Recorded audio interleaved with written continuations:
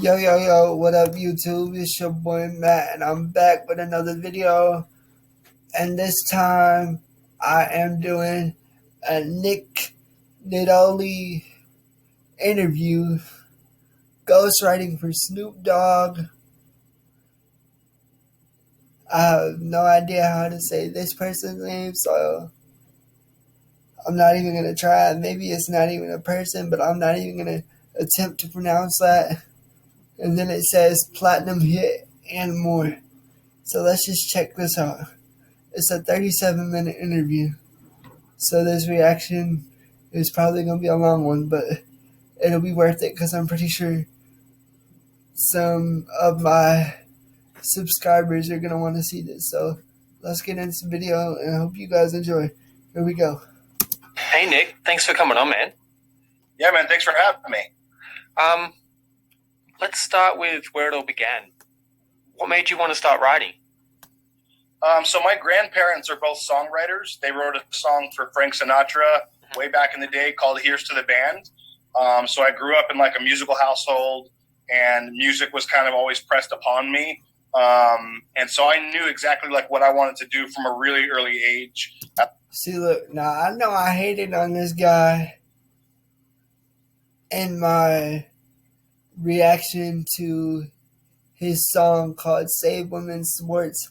But honestly, ever since I dropped my reaction, which I just dropped not too long ago, to his song Don't Say Gay, I guess I could say I have a love-hate relationship with his music.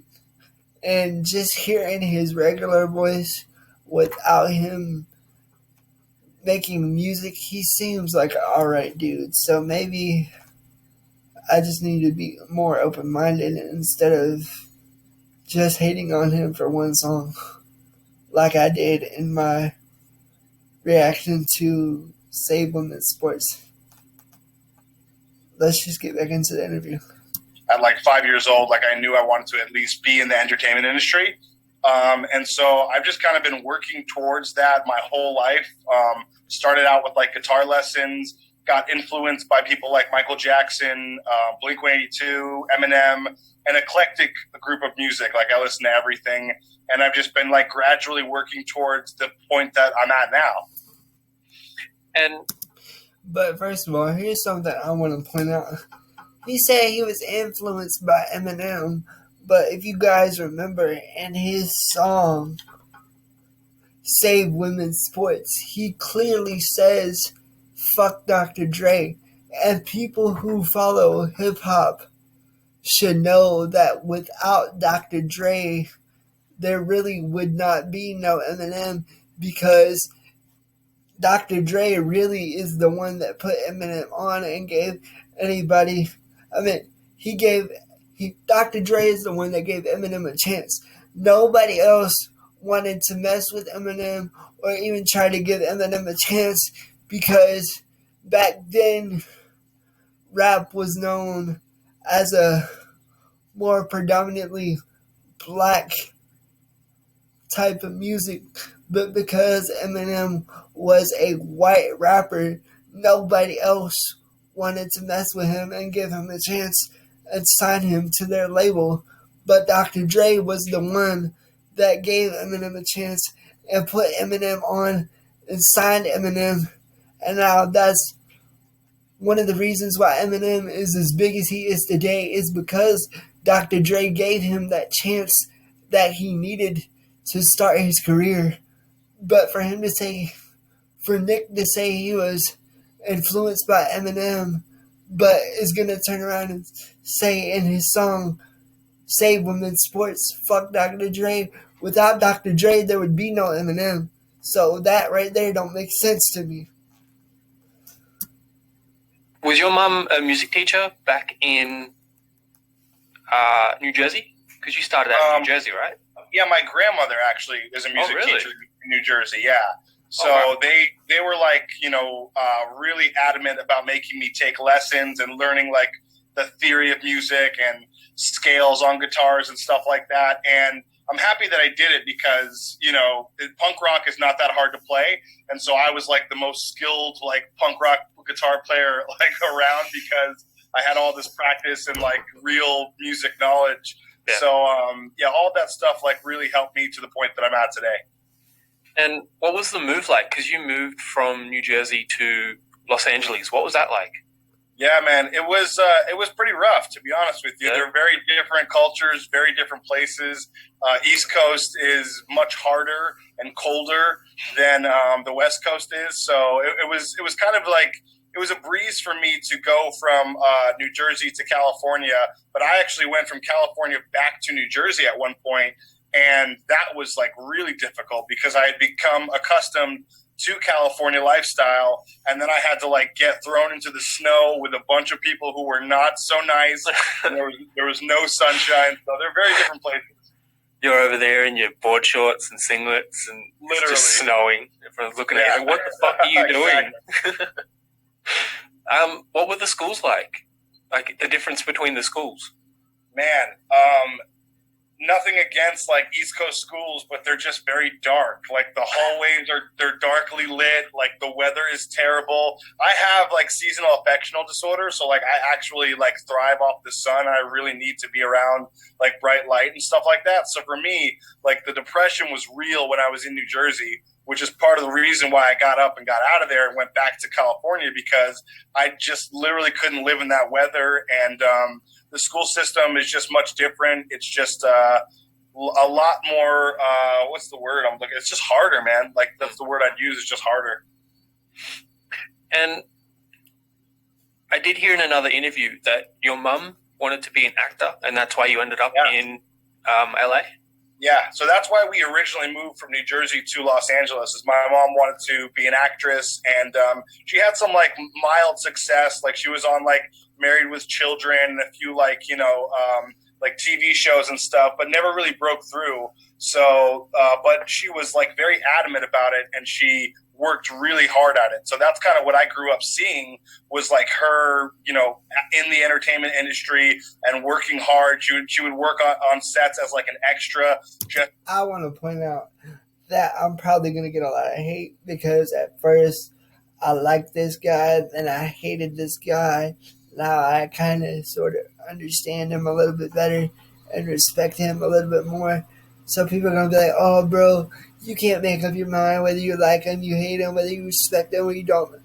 Yeah, I'm going to hear all that. I get that. And you know what? That's just something I'm going to have to be prepared for.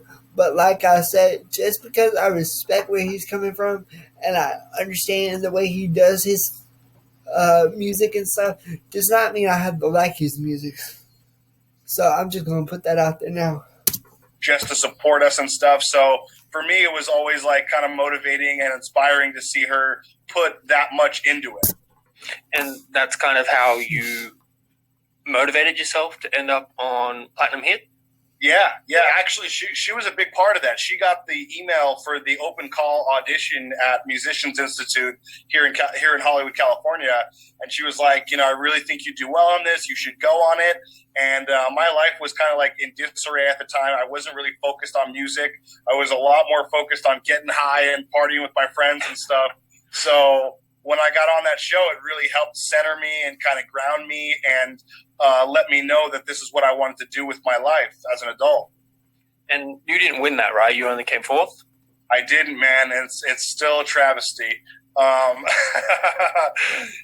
came in fourth, and they offered me a record deal with RCA Jive right after, and then right after the TV show kind of failed, it didn't do so well in America.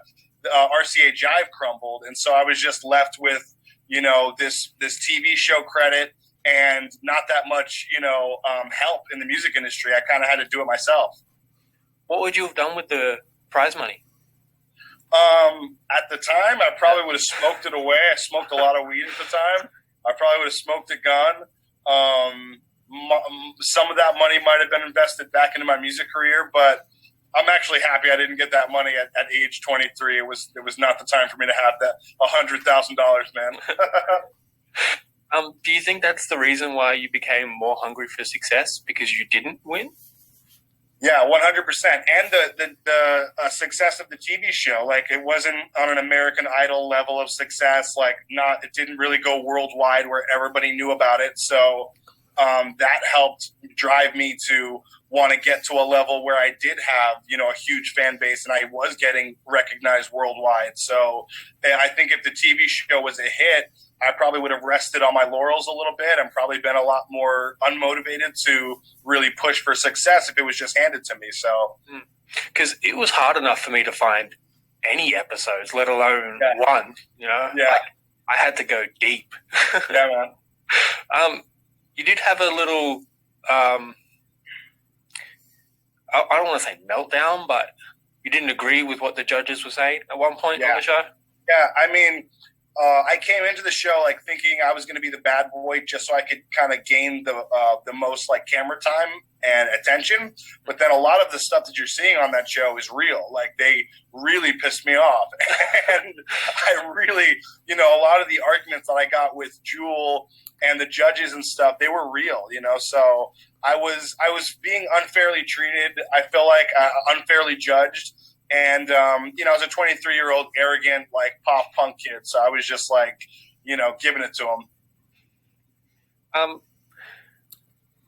Would you ever start your own platinum hit? Something similar?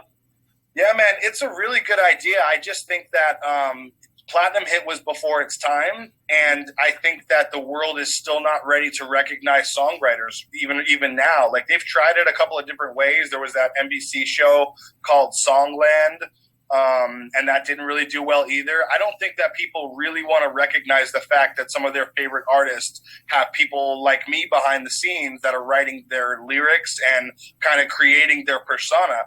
I think it really takes away from the fans' interest in the artist if they realize like, oh, French Montana really didn't say this. It was this guy. And Snoop Dogg doesn't really think this. It was this guy. So I think they're going to try to keep it as hidden as possible for as long as it works. So he brings up the fact about Snoop Dogg and French Montana, which is really why I'm doing this interview and why I'm reacting to it, is because I want to find out if this is really true. Did he, in fact, really write for Snoop Dogg? Did he really, in fact, write for French Montana and YG and all those other artists that people are saying he wrote for? I'm trying to find out the facts. Because I don't want to be like, oh, no, he didn't write for so-and-so. Because if he really did, I want to give him his credit when credit is due. But if he didn't, and it turns out that people were just saying that he wrote for those artists just to say he wrote for those artists and it wasn't true, then I want to be sure. So based on this interview, it sounds like he actually did write for them artists. And I mean, since that is true, I mean, great job for you, man. Just keep up the good work and, continue to do what you do. But like I said, just because you write these songs for these people does not mean I have to like your music. I can like the music that you wrote for other artists, but I don't have to like the music that you wrote for yourself. I respect his work in the music industry. And, I just don't really particularly care for his music that he wrote and performed himself. And I'm a big fan of Snoop Dogg. So I guess in a sense, if I like Snoop Dogg, I have to at least respect Nick. And I respect Nick as a songwriter, I guess. But I don't want to say I don't like him as an artist.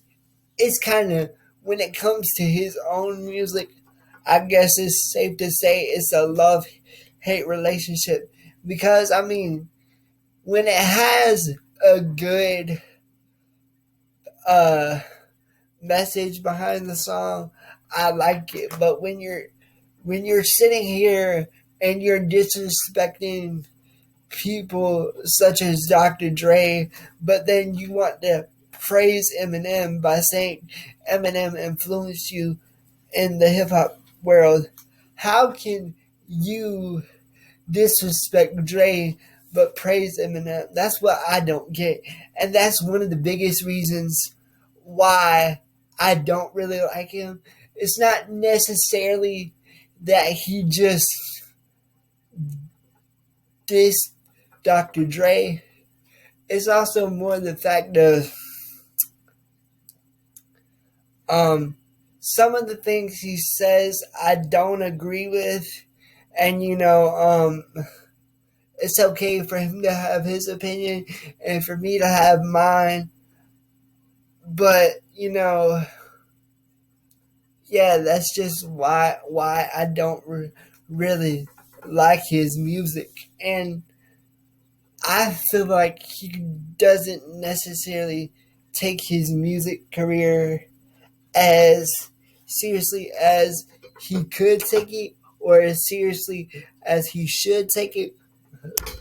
So that's why I don't really particularly care for his music that he writes and performs himself. And the reason why I like him as a songwriter is because if he did, in fact, write for Snoop Dogg, I grew up listening to Snoop Dogg a lot. And coming from me being a Caucasian or white person, there's a lot of people out there that probably wouldn't think that I listen to that type of music. But believe it or not, the reason I listen to Snoop Dogg as much as I do is because growing up, that's what my parents listened to. My parents listened to hip hop like Snoop Dogg, Dre, Lil Wayne, Eazy-E, NWA, all those types of artists or rap groups I grew up listening to. So if he did, in fact, write for Snoop Dogg like this interview and like people are telling me, then yeah, I respect him as a songwriter. It's just me personally, I think his music that he writes himself and performs himself is kind of corny. And maybe that's the reason, or maybe his music is supposed to be, that kind of funny ha ha ha behind it, but also trying to voice his opinion through that song. But I don't really know. At the end of the day, I don't have to like his music just because I respect him as a songwriter. And I'm just going to stand on that. I'm sorry. I don't care how much hate I get for it.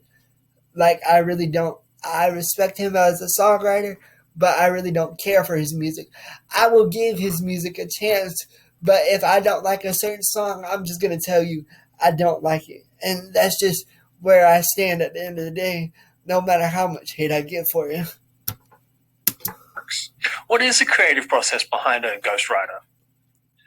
I mean, for me personally, I would never sell another artist something that I wouldn't keep for myself. So at the end of the day, I'm really just writing a song for me with that artist in mind. Maybe I'll switch up a few words or kind of change the swagger of something that kind of suits them more and fits them more. But at the end of the day, it's really just songwriting, and then somebody's buying that song from you. You know what I mean? See, I can respect that. He says he's not going to sell an artist a song that he wouldn't keep for himself. Like, he's not just going to be like, oh, I'm going to write for Snoop Dogg or write for YG or write for whoever he writes for, and I'm going to make this the trashiest song ever. He's going to make sure it's the best song ever, or not really the best song ever, but he's going to make it the best song he can possibly make it, even if that means, changing up a few words to fit people like Snoop Dogg's style, like the old school funk, or switching it to fit YG, his more, I guess you would call YG like modern gangster rap. I'm not really sure what he would be considered, but so I respect what he was saying there. Like he said, he's not gonna sell you a crappy song just because it's not him performing it. He wants you to have a good song just like he wants himself to have a good song. And how do you know what ones to keep and what ones to sell? It's an everyday struggle, man. It really depends on when the rent is due. You know what I mean? Like, at the end of the day, it's like, if I'm trying to, make money, that's really the main goal. It's not really about whether I should keep it for myself or give it to somebody else. That's why I try to write stuff that I would keep and I would give away, because it's also on the same platform. You know what I mean? And do you get any points for that? Royalty points? Yeah. I mean, there's been a lot of situations where I've gotten just a flat out rate, and usually that flat out rate is a lot more than if I'm getting points on the record or credit on the record, etc. There's some artists who really do not want people to know that people like me are writing for them, so they'll pay a lot more to kind of keep my mouth shut. I'll have to sign a non-disclosure agreement, which I've signed an amalgamation of. But yeah, like for the most part, people are, they'll pay you a rate, and then you will get some credit on the record. Look, I don't want to step on anyone's toes, but if you could leak those NDAs, would everyone be shocked on, who you? 100%. Some of the situations I've never even spoken about, just out of respect to the artist. But yeah, I've signed a ton of those NDAs, man, where it's like, people would be shocked, and it would cause like a bit of a media frenzy. How do you get in the mindset for writing for Snoop Dogg? Like, is it something you've written before and then you send it to him and he likes it? Yeah. So the first song that I wrote, quote unquote, for Snoop Dogg was not for Snoop Dogg. Oh. And my business partner at the time sent it off to his people, and he liked what I did so much that he took everything I said verbatim with the lyrics and melody and did it himself. And I actually walked into the studio, and my partner showed me the record. He's like, "Hey, I got something to show you before he leaves." And I was like, "What's that?" And he just clicked the space bar, man, and it was Snoop Dogg singing back my lyrics and melody. And I was like, "Wait, what the fuck?" So it was a big compliment from Snoop. Have you ever met him personally? Yeah. Does he smoke up like everyone says he does? Yes, he does. that part of it is real. How high'd you get? I mean, I'm sober, but when I was working with Snoop, I was like a full-blown pothead, so we got along very nicely. What was the reason to go sober? To be perfectly honest with you, it wasn't even by choice. I just had I think there's like a theory that if you smoke for so long, eventually it just doesn't get you high anymore. And that's kind of what happened to me. I mean, part of it was like the pandemic and shit, and I'm a bit of a conspiracy theorist, so I was like kind of wigging out about the government and stuff. And I was like, pot is only elevating this for me. I really don't think I should do any more of this. And it just started giving me anxiety and just stopped working for me. My tolerance went down, and it saves a bunch of money not smoking, so I'm all about it. What's your biggest conspiracy? I've been known to talk about reptilian aliens that are under human skin, controlling the government at high levels, and so that's probably the most far out one that I will. Yeah, I can see that. So that far out one, trolling aliens. I've been known to talk about reptilian aliens that are under human skin, controlling the government at high levels, and so that's probably the most far out one that I will. Yeah, I can see that. At some point, it's like coming from Australia and seeing the American view on things. I can see that. Like, yeah, I mean, at the end of the day, a conspiracy is just 5 or more people, working towards some sort of an agenda. So conspiracies happen every day. So for me, aliens and UFOs and life on other planets, it just sounds so ridiculous. What I want to know, did he write an entire album for Snoop Dogg, or did he just write one song on the album for Snoop Dogg? I need to know. I'm just curious. Is to think that there's not life on other planets, that there's not intelligent life on other planets, and that some of those life forms might have traveled to Earth now and in distant past, in different pasts. So it's like, I think it's very plausible. Because your government dropped a bunch of videos, so it's all out there. It's all leaked. Yeah, that's the other thing. It's like the government is now a part of the conspiracy, and they've become conspiracy theorists. I love that they did that too, because there's a lot of people that I've been, grabbing their ear for years and trying to get my point across, and now it's like, well, aliens are real. We know that's a fact. Whether they've been here and they're controlling, things like puppeteers from behind the scenes, that's a whole other conversation. But I would be more open to it if I were you. You know what I mean? Like, yeah, yeah. Well, the footage doesn't lie. Well, it can, but it seems pretty legit to me. Totally. Yeah. Would you have any advice for anyone who wanted to start writing or quote unquote ghost writing? Yeah, I mean, listen, I beat myself up for years about my writing and my production skills. And I think that that's healthy only to a certain degree, because it definitely shaped me being so hard on myself. But I feel like it also prevented me from just kind of doing me.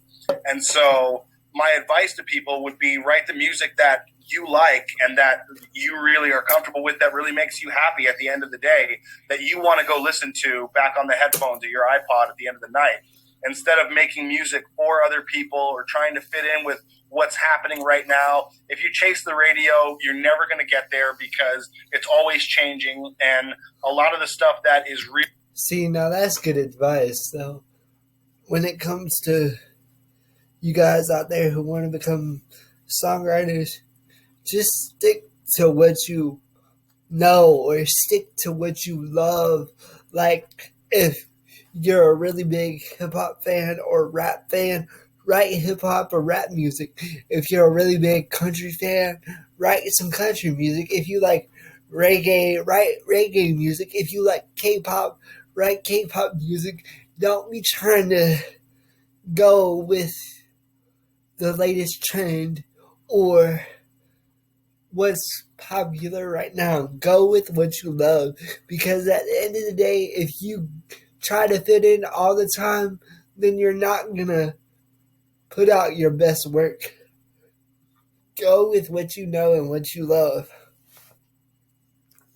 Really circulating to the top of the charts is stuff that is so out there and so different than all the other stuff that we've heard. And the only way somebody would have gotten there is by being different and being original. Well said. Because, I don't know if you heard of the Kid Laroi. He's an Australian rapper. Yeah. He's a song with Bieber right now. Yeah. It's blowing up over here as well. It's crazy. Yeah. He came from a small, quote unquote, ghetto town over here in Australia. Oh, wow. Yeah. So it's great to see him succeeding over there, especially how because. Old is that kid? Do you know how old he is? I want to say around the 18-ish mark. Wow, crazy. Off the top of my head, I don't know. Last time I heard an interview with him, he was like 16, 17. Wow, I didn't know he was that young. So, yeah, because you guys are pretty harsh on us last year. Like, you don't vibe with our music. It's crazy. Really? Yeah. The Kid Laroi is an exception, I guess, because he kind of changes his tone and accent. Give me a few artists. Like, what is your guys' quote unquote music? I'm not really familiar. Have you heard of Hilltop Hoods? No. Listen Essa? No. Cursor? No. No. Well, they are I want to say 3 key players over here. Wow. Just off the top of my head. So, yeah, it's the accents. Must be hating. Yeah, we must be hating over here, because I never heard none of those people. When you're not writing and producing and all that other stuff, what are you doing? What's your day to day? I'm fucking my bitch. No, I'm just kidding.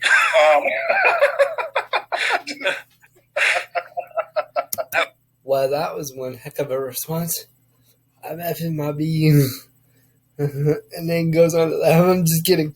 But no, he seems like a pretty all-around alright dude. But, like, I guess, like I was saying previously, I guess depending on what he's saying in the song that he puts out will determine whether or not I like him in that moment or I disagree with him in that moment. Excuse me, y'all. That was just like, I didn't even hesitate. You can edit that out. I'm living life, man. Like, for the most part, I'm either, networking and trying to get my music, in different places, whether it's Spotify, iTunes, Instagram, Facebook, etc. So I'm usually between emails with people, but a lot of my time is spent producing music and mixing and mastering it professionally. And the mixing and mastering is like fairly new for me to like really get into professionally. So that's like my latest triumph, is just kind of really, sinking my teeth deep into that, which is very time consuming. And then a little bit of time is spent online researching conspiracy theories and seeing what the government's up to. But yeah, just living life, man. I just got back from a vacation with my fiance. We went to Palm Springs, just kind of living life, enjoying the sun. Shit, I was going to follow up on something. Yeah, your Warner Music, is that just distribution or is that... It's a publishing / record deal that I signed in 2017. So I'm signed to a boutique publishing company called Bump Into Genius Music, and they're administered by Warner Chappell Music Publishing. So it's kind of like a joint deal. I kind of have like two different publishers, which is cool because I get to send my music to two different people and two different places are kind of bumping it. But yeah, I signed that in 2017, and I'm still signed to them now. Were you self-releasing before then? As far as my own music, I wasn't releasing anything. So once I got signed to Warner, it was like my opportunity to really go for the artist thing. And, I had money in the bank from producing and songwriting for all these other people. So I've kind of funneled a little bit of that back into my artist career and just kind of helped pump that up a little bit. Because going back through your history and all that, you seem to just be popping up everywhere. Is that just a promotional thing for you? Like you're popping up on podcasts, videos, you're everywhere. Yeah, man. I mean, a lot. See, now, honestly, for me, when I first heard of Nick, I got a comment on my reaction to Dagg's remix to Still Dre by Dr. Dre and Snoop Dogg, and somebody commented down in the comments telling me to react to one of his songs. So the first song I did was titled Joe Biden Crack, and that one was, that one was like, for me, I would describe it as a comical song because like he had, I'm not sure if it was himself or if it was another person, but somebody in the music video was like in like a white button-up dress shirt with some like black dress pants and a like Halloween type rubber Joe Biden mask. And like, he was talking about things, but for me, that song was more of a comical song. I don't know if he was putting that out for it to be taken as a comic song, but for me, I took it as a comedy type of thing. And then after that, somebody suggested that I react to Prayer. And, like, I'm not going to lie, I didn't understand that song too well, but I did speak on it based on what I could understand. And then I also did I think my most recent reaction right before I dropped Don't Say Gay, which is one of his songs, I did Save Women's Sports. And Save Women's Sports is kind of where I grew to dislike him a little bit. But I guess my attitude toward him as an artist, I don't really like him, but I would say I don't hate him either, I guess. Like, I know if you go back and look at my reaction to Save Women's Sports, I kind of got a little heated and, said some things, but overall, I respect Nick as a songwriter, and I guess depending on what he says in his song will determine whether I like him or disagree with him, And a lot of people are going to be like, you can't make up your mind whether you like him or hate him, blah, blah, blah, blah, blah, and, that's probably going to cause a lot of controversy for me, but it's okay because at the end of the day, this is how I feel about what he does, and at the end of the day, I'm going to stick by the way I feel. Some days, I might agree with him and like him 100%, and other days, I might totally disagree with him and not like him as much. A lot of my own business is run by me. So, like, even though I'm managed and I'm published and I've signed a record deal, it really didn't change much for me. I've always been a one-man show.